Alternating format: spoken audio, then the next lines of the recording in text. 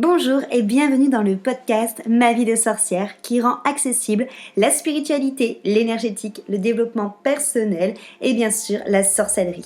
Je m'appelle Christelle Célis, sorcière multicasquette et je t'accompagne à la rencontre de tes émotions, de ton intériorité dans sa globalité, de ta psyché pour que tu puisses enfin être, te débarrasser de tes freins, de tes croyances, de tes blessures et les transmuter. Ma mission est que tu trouves l'union avec tous les parts de toi, l'unité et l'harmonie intérieure et également avec le monde extérieur. Je te partage des sujets autour de réflexions, de pratiques magiques et d'outils de sorcière. Seul ou accompagné, je mets un point d'honneur à te créer des épisodes complets, ludiques et accessibles pour que, ensemble, nous incarnions notre sorcière moderne, sauvage et sacrée. Si cet épisode peut résonner ou être utile à quelqu'un de ton entourage, tu peux le partager ou l'évaluer avec la note de ton choix. J'adore partager avec les sorcières qui écoutent le podcast, donc rejoins-moi sur Instagram ou sur mon site pour échanger ensemble. Et sans plus attendre, on passe à notre sujet magique du jour. Et attends un petit instant, que tu sois débutante ou expérimentée, je viens de créer un pack de méditation à tout petit prix, 10 méditations pour 8 € parce que j'ai très envie que la méditation soit une manière de trouver le calme, de travailler sur soi, de s'apporter sérénité, d'apprendre à mieux se connaître d'une manière accessible à tous. Donc ces 10 méditations, tu en trouveras sur plein de thèmes différents. Il y a une méditation dans ce pack ancrage, il y a une méditation sérénité, il y a une méditation lâcher prise, une méditation apprendre à connaître sa psyché, il y a une méditation également pour se connecter au cœur, se connecter aux éléments, bref, 10 méditations différentes dans ce pack pour créer ta trousse à pharmacie magique et holistique. Voilà, simple d'utilisation tout simplement. Tu la télécharges, tu as accès à la plateforme où elles sont toutes dessus, tu n'as plus qu'à mettre tes écouteurs, la plateforme est disponible de ton téléphone, de ta tablette ou de ton ordinateur et ça te permet de pouvoir méditer seul, en collectif, dans les transports en commun, devant ton hôtel, une fois par jour, 2 fois par jour. Peu importe, ça te permet de créer ta routine méditation, pourquoi pas de même reconnecter peut-être avec cette routine ou même de venir la rendre peut-être un petit peu plus régulière. Hello sorcière, bienvenue dans mon podcast Ma vie de sorcière, je suis Christelle et je suis ravie de t'accueillir aujourd'hui autour de mon micro enchanté pour parler de l'ego et notamment de là où l'ego et les blessures vont s'infiltrer à des endroits où on ne s'en rend même pas compte. J'en ai fait l'expérience la semaine dernière lors d'un stage que j'ai pu faire. Comme tu sais, c'est hyper important pour moi en tant que thérapeute de continuer à travailler sur moi, de continuer à observer des mécanismes, d'observer des schémas qui se créent et pouvoir tout simplement mettre le doigt dessus et potentiellement les déconstruire dans l'idée afin d'être de plus en plus juste avec moi-même et de pouvoir créer la vie que j'ai de plus en plus envie de mener, une vie qui est alignée et surtout une vie qui est en alignement avec vraiment qui je suis et pas ce que je pense être à cause de mon ego et à cause de mes blessures. Et donc la semaine dernière, j'étais en stage avec Johanna pour le stage être et c'est des choses qui ont été mises en lumière par rapport à moi et comme la vie est super bien faite, ce que c'est toujours le cas de mon côté, s'en est suivi une multitude de soins, notamment avec mes coachés et avec les sorcières que je suis, avec Immersion notamment, sur des choses qui font méga référence à ce que j'avais vécu personnellement. C'est très très très souvent comme ça. Donc je m'explique dans le sens où du coup ce qui en est ressorti de ce stage pour ma part. Je sais que j'ai la blessure de rejet. Cette blessure-là, elle me suit depuis pas mal de temps. C'est ma blessure pour moi principale, c'est ma blessure d'incarnation. Donc comme je dis souvent, à mon sens, une blessure d'incarnation, on l'a tout le temps. Je fais pas partie de ces personnes qui pensent qu'on peut faire disparaître comme par magie les blessures. Je pense notamment que notre blessure d'incarnation, elle reste toujours avec nous, mais qu'au fur et à mesure qu'on la travaille, qu'au fur et à mesure qu'on la pointe du doigt, qu'au fur et à mesure qu'on la comprend, on arrive en fait à la rendre plus douce, moins la subir en fait. On arrive plus à l'identifier, on arrive plus à identifier les schémas par lesquels elle nous fait passer, les réactions émotionnelles aussi qu'elle nous fait vivre, et on arrive plus en fait à la mettre en lumière. Et pour moi, quand on met quelque chose en lumière, c'est déjà plus de 60% du travail de fait. Après, bah voilà, faut voir comment est-ce qu'on ajuste tout ça, mais voilà. Donc la blessure de rejet, c'est une blessure du coup que j'avais identifiée depuis un certain temps. J'en avais déjà parlé quand j'ai commencé à travailler sur mes blessures. Pour moi, c'était celle que je n'avais pas, la blessure de rejet. Pour moi, j'avais trahison, injustice et abandon. Mais le rejet me parlait absolument pas. Voilà, hein, sans grande surprise, c'est celle-là qui est ma blessure d'incarnation, c'est celle justement que je rejetais le plus. Je dis souvent que j'ai rejeté le rejet. C'est celle que je voulais absolument pas avoir, c'est celle que je rejetais le plus, qui finalement s'est avérée être ma blessure principale. Parce qu'au final, les autres à côté, c'est limite du pipi de chat pour moi, entre guillemets.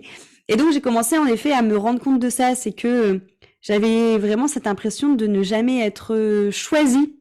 J'avais vraiment cette impression de devoir en fait être ce que l'on attend de moi, c'est-à-dire de devoir faire, dire, être ce qu'on attend de moi, de la manière où on l'attend de moi et au moment où on l'attend de moi pour être intéressante, pour avoir le mérite en fait d'exister, de faire partie de cette planète et surtout de ne pas être désaimée. J'avais vraiment cette sensation aussi un peu de ouf d'être une extraterrestre, de ne pas être à ma place, d'être incomprise, et vraiment le profond sentiment que j'ai encore de ne pas être appréciée pour qui je suis réellement, comme si ce que j'étais allait forcément déranger, toujours dans cette notion en fait d'extraterrestre, comme si ce que j'étais n'était pas ce qu'on attendait de moi, n'était pas dans les normes, un peu comme un vilain petit canard en fait, et que du coup ça mettait forcément en lumière cette notion qu'il fallait que j'essaye de rentrer dans un moule pour avoir le mérite d'exister et pour avoir le mérite d'être apprécié, et qu'à chaque fois ça ne suffisait pas parce que entre moi et un choix B, on choisissait toujours l'autre choix et jamais moi. Je te le fais deviner en plein dans le mille, c'est que tout simplement je me choisissais pas moi-même, donc je vois pas pourquoi quelqu'un d'autre m'aurait choisi. Du coup, ce qui est totalement logique, c'est qu'en fait, à partir du moment où moi-même, avec mon rejet, j'ai décidé de ne plus écouter mes besoins, de ne plus écouter vraiment ce que je ressentais et de ne pas être vrai avec moi, je vois pas pourquoi quelqu'un l'aurait fait à ma place. Donc ça, bien sûr, je te dis ça maintenant avec du recul. Et je pensais vraiment l'avoir compris, ce truc-là. Sauf qu'en fait, donc c'est des choses que j'ai déjà commencé à travailler, mais j'avais ce discours-là avec l'une de mes meilleures amies cette semaine, qui me disait, mais t'as pas l'impression au final que le développement personnel, quand tu commences à travailler sur toi, sur quelque chose, t'as l'impression que c'est jamais fini en fait, et que tu continues toujours de gratter, gratter, gratter, et que quelque part ça te déshumanise un petit peu de notre société, dans le sens où ce qu'elle voulait dire par là, c'est cette notion de te déshumaniser en te posant des questions sur tout et finalement en essayant de transformer plein de choses alors que la plupart des personnes autour de nous ne font pas ça et se posent beaucoup moins de questions et foutent moins le bordel, entre guillemets. Et ça, c'est vraiment quelque chose déjà que je me suis déjà posé comme question plusieurs fois. Moi, quand j'ai commencé à travailler sur moi, j'étais limite jalouse en fait de voir tous ces gens autour de moi, à Slide & Co notamment, qui se posaient aucune question, qui vivaient leur vie, et moi qui me posais des questions sur tout, qui avait envie de tout comprendre, qui analysait toutes mes manières de réagir, qui analysait toutes les manières que les autres réagissaient. J'avais l'impression d'être en constante analyse, en constante réflexion, et c'était hyper fatigant. Et en fait, je jalousais les personnes qui étaient juste, vivaient juste, quoi. Et en fait, je me suis rendu compte que maintenant, c'est plus quelque chose que je fais du tout, de jalouser ces personnes-là, parce que j'ai fini mon parcours de déconstruction. Là, pour moi, j'ai à déconstruire le plus gros. Alors, j'ai encore des choses à déconstruire, bien sûr, mais le plus gros qui, à ce moment-là, m'a fait le plus remettre tout en question et souffrir, notamment par rapport à ma pratique, c'est fait. Et maintenant que je suis passée, c'est pour ça que je te dis tout le temps, en effet, quand on commence à travailler sur soi, c'est méga désagréable. Je pense souvent l'image que c'est comme quand tu décides de faire un gros rangement, genre t'as une énorme armoire avec le bordel dedans, et tu décides de vouloir ranger cette armoire. Pour ranger cette armoire, tu vas tout sortir de l'armoire pour après pouvoir faire le tri et ensuite tout bien remettre dans des cases. C'est ce qui se passe avec toi quand tu commences à travailler sur toi. Et moi, quand j'ai commencé à travailler sur moi, ce moment où j'ai enlevé tout dans l'armoire, c'est là où je regardais les autres et où je les ai jalousés en me disant mais putain, mais pourquoi en fait est-ce que je suis comme ça? Pourquoi est-ce que j'ai besoin de tout remettre en question? Pourquoi est-ce que je peux pas tout simplement passer ma vie en fait, tu vois, vivre ma vie au fur et à mesure sans forcément devoir tout analyser tout le temps. Sauf que maintenant que j'ai enlevé toute l'armoire, que j'ai trié et que j'ai fait un rangement, alors en effet de temps en temps il m'arrive de refaire quelques petits rangements, mais comme c'est des petits rangements, ça va beaucoup plus vite et surtout c'est beaucoup moins challengeant émotionnellement. Bah maintenant, je me rends compte que finalement, je suis contente d'avoir fait ce gros ménage de mon armoire intérieure, tu vois, parce que mon armoire, donc ma vie, elle est vraiment comme j'ai envie de la vivre maintenant. C'est-à-dire que maintenant, je sais ce que j'ai envie d'être, je sais ce que j'ai envie de vivre, je sais quelles sont mes blessures, je sais en fait tout ce qui se trame à l'intérieur de moi, je sais qui sont tous mes saboteurs. Et du coup, j'ai toute ma pleine puissance, toute ma pleine conscience pour pouvoir être et pour pouvoir créer quelque chose qui est vraiment aligné avec moi et qui me rend heureuse. Donc déjà, ça c'est super important en fait de se rendre compte que oui, le moment où on vire tout de l'armoire pour venir reconstruire notre armoire et reconstruire notre vie, elle est hyper challengeante, mais qu'après, une fois qu'on a rééquilibré tout ça, qu'on a trié l'armoire et qu'on a remis tout dans des petites cases, c'est beaucoup plus facile et que même quand tu auras des petits rangements, des petits tris à faire, ça sera beaucoup plus rapide et beaucoup moins douloureux. Donc déjà, il y a ce premier truc qui m'a fait dire à ma pote, en fait, moi finalement, je regrette pas d'avoir fait ça parce que c'est vrai qu'en fait la blessure du rejet, ça fait plus de 10 ans maintenant que je la travaille et qu'elle est toujours là. Mais encore une fois, pour moi, c'est une blessure d'incarnation. Ça veut dire que c'est ma blessure principale et que si demain, pour moi, si demain, je n'aurais plus besoin de la travailler, c'est que j'aurais entre guillemets plus besoin d'être incarnée entre guillemets parce que j'aurais travaillé cette blessure-là qui était me demandée à être comprise durant mon incarnation. Donc déjà, c'est le premier truc.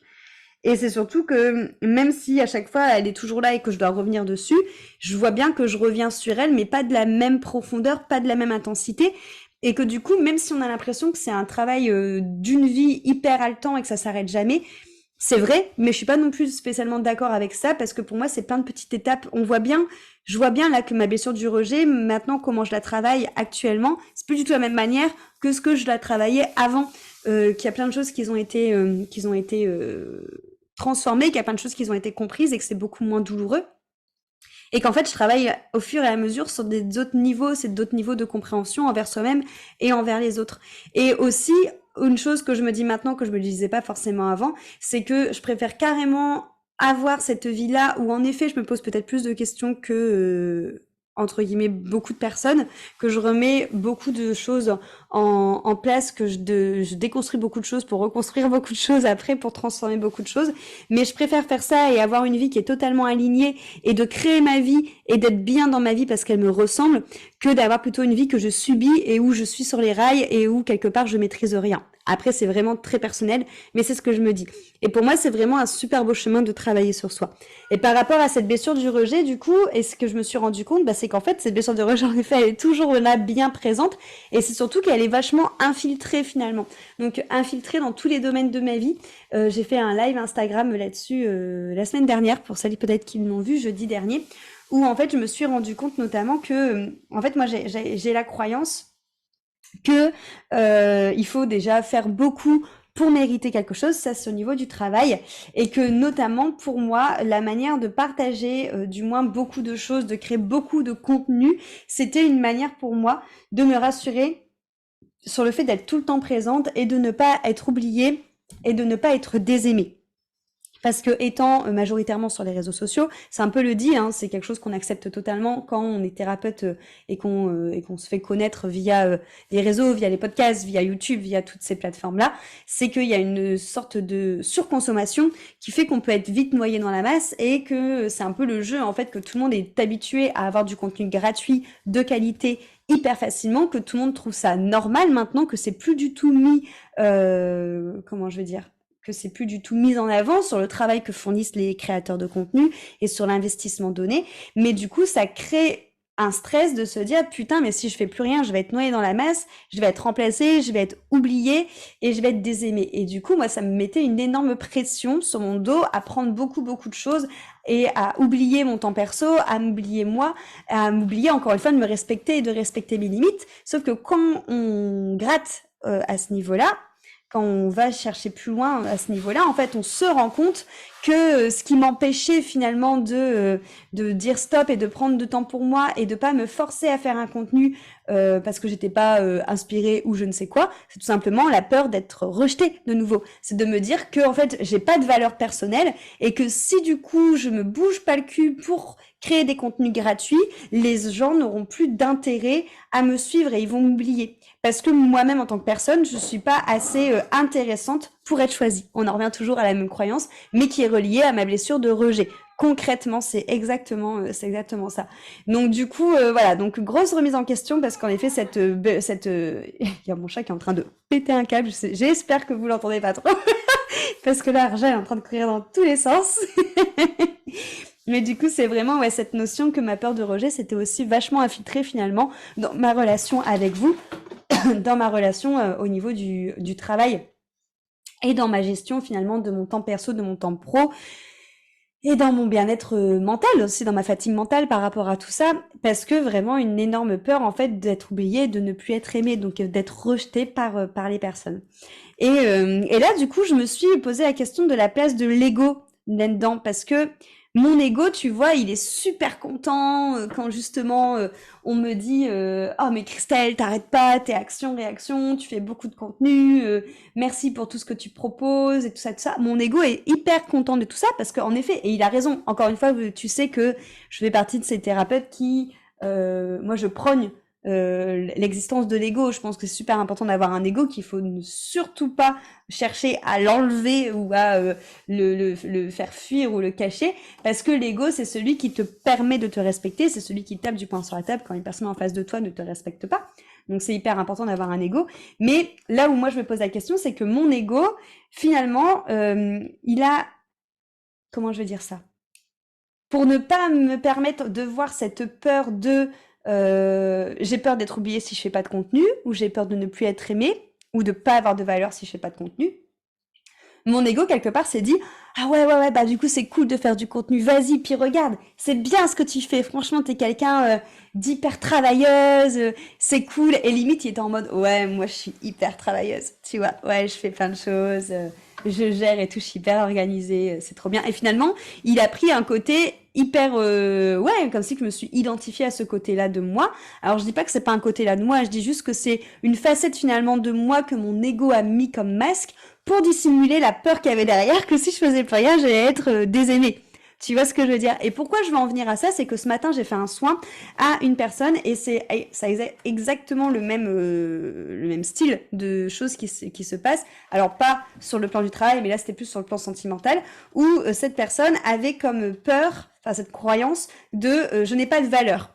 Et que du coup, pour se donner de la valeur, elle, son mécanisme, c'était de rentrer dans un rôle de servante ou de sauveuse. C'est-à-dire qu'elle donnait tout pour l'autre, elle donnait tout pour servir l'autre au niveau de ses attentes, au niveau de ses besoins. Elle donnait tout pour l'autre pour pas qu'il n'ait pas mal au cœur, pour pas lui faire de mal, pour pas qu'il soit déçu, au détriment de elle, ses attentes, au détriment de elle, ses besoins, au détriment de elle, ce qu'elle avait envie de vivre. Pour l'autre, pour servir l'autre, ok?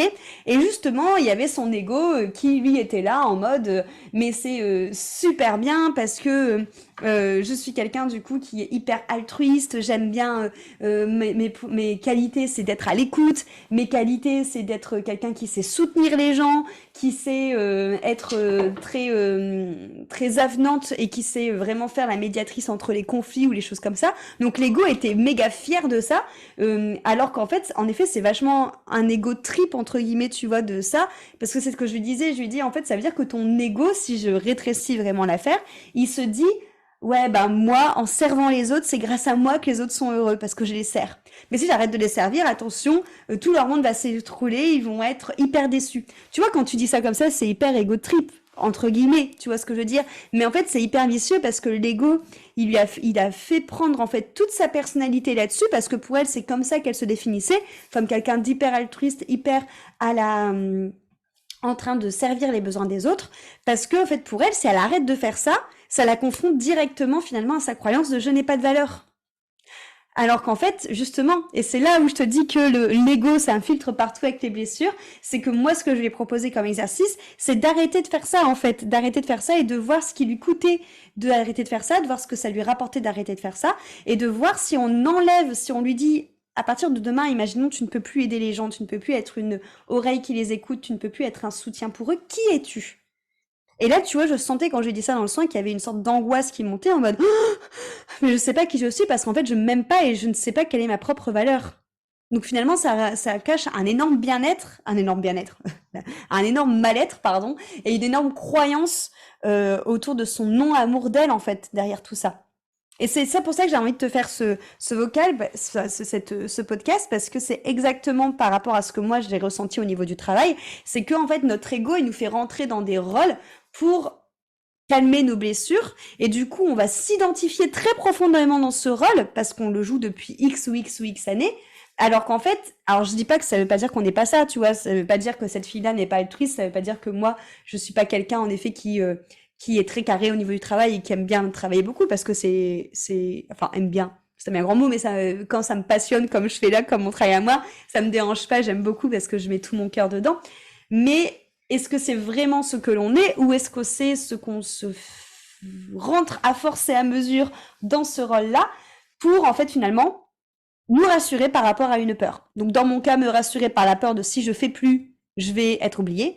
Et dans son cas, elle, c'est si je n'aide plus, si je ne sers plus les autres, je n'ai plus de valeur. Donc voilà, donc ma question par rapport à ce podcast, c'est justement toi, par rapport à quelque chose que tu t'identifies. Est-ce que tu t'identifies de cette manière-là parce que tu es réellement comme ça? Ou est-ce que tu t'identifies parce que ton ego a mis en place ce rôle ego trip dessus pour cacher une émotion, une blessure qui était très profonde, une croyance qui était très profonde en toi? Voilà, donc, tu as 4 heures. Mais voilà, j'avais très envie que tu réfléchisses aussi là-dessus parce que moi, ça a été la révélation de ouf en fait, ça. Et j'ai très envie d'échanger là-dessus avec toi. Bien sûr, si tu as envie d'aller plus loin sur le questionnement, les immersions et les accompagnements individuels, élévation avec moi, c'est vraiment ce qui nous permet de creuser à fond là-dedans. Et franchement, c'est là, avec les filles, en ce moment, on travaille sur l'amour de soi dans l'immersion. Et c'est fou. Franchement, à chaque fois, je suis moi-même choquée. Pourtant, je devrais savoir à force qu'il se passe des choses comme ça, mais de voir leur retour, il y a vraiment des choses qui se passent assez dingues. Je vous partagerai les retours d'expérience sur Instagram, en story à la une, dans les témoignages.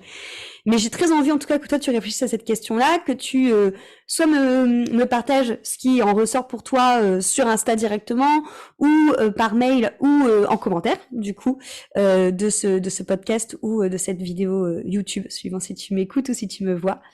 Mais voilà. Quelle est la place de l'ego dans nos blessures? Et est-ce que fondamentalement, ce que je crois être n'est pas finalement une réponse à mes croyances, à mes blessures? Encore une fois, tu peux quand même l'être.